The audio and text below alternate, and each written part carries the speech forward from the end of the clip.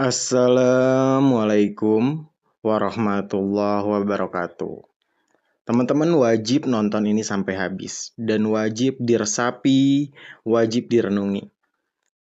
Kenapa bisa ada manusia yang sifatnya bahkan bisa melebihi iblis, melebihi binatang?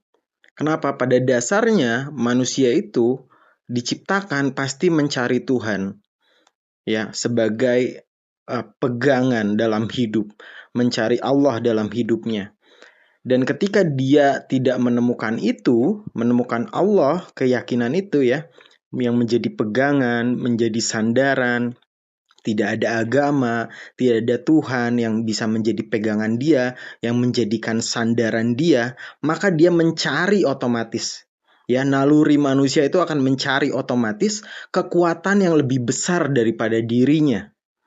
Ya, makanya ada orang-orang yang memang menyembah patung, berhala, menyembah Satan, menyembah iblis ya, Lucifer ya, Baal dan lain-lainnya ya, Baphomet, yang sesembahan lain selain Allah.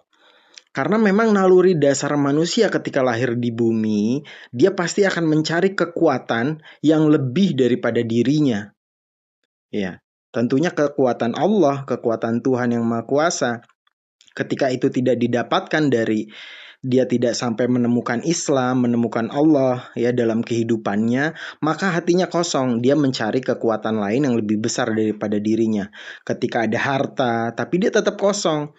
Ketika ada jabatan, kekuasaan, tapi dia kosong. Dia butuh kekuatan lain. Makanya bisa juga dirasuki oleh iblis, ditunggangi karena iblis itu bisa masuk dari segala penjuru tubuh manusia. Ya, lewat depan, lewat belakang gitu ya. Kecuali di ubun-ubun.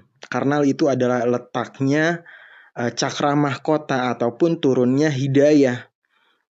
Ya, kalau kata orang Jawa adalah tempat turunnya wahyu cakra diningrat, ubun-ubun. Nah, semuanya bisa dimasuki kecuali lewat sana.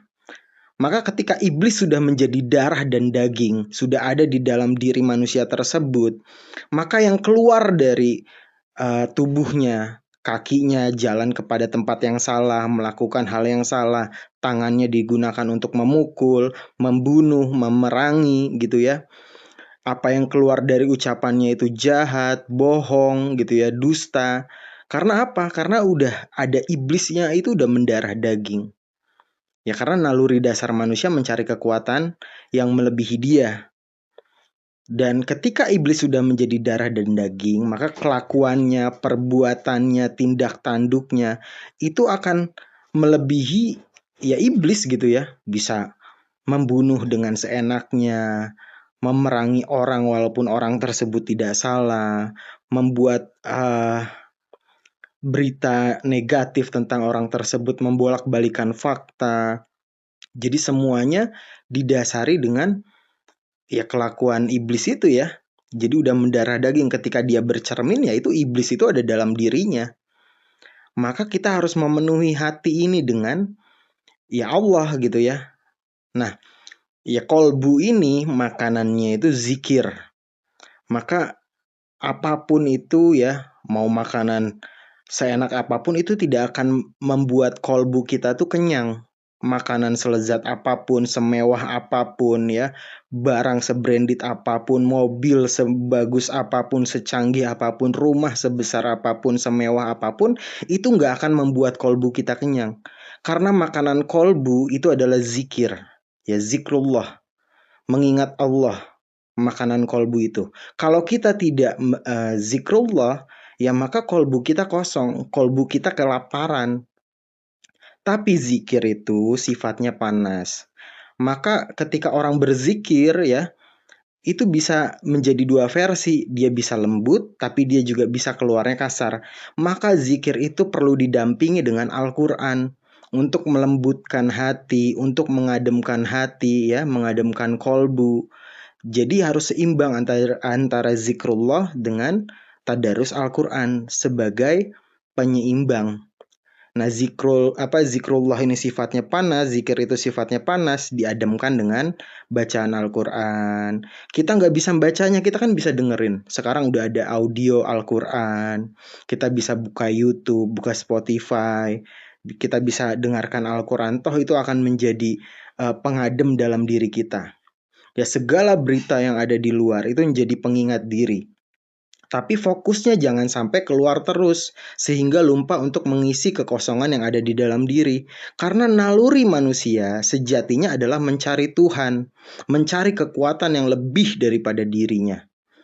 Ya, sehebat-hebatnya Nabi Sulaiman, ya, bisa menguasai seluruh kerajaan, jadi raja dan jadi nabi, jadi rasul gitu ya, menguasai bangsa jin, bangsa hewan, angin. Tapi kalau dia tidak beriman dengan Allah pasti kosong. Maka sehebat-hebatnya kita, tetap kita harus isi diri kita dengan Allah, dengan ya ketuhanan. Sehingga kita tidak merasa hampa.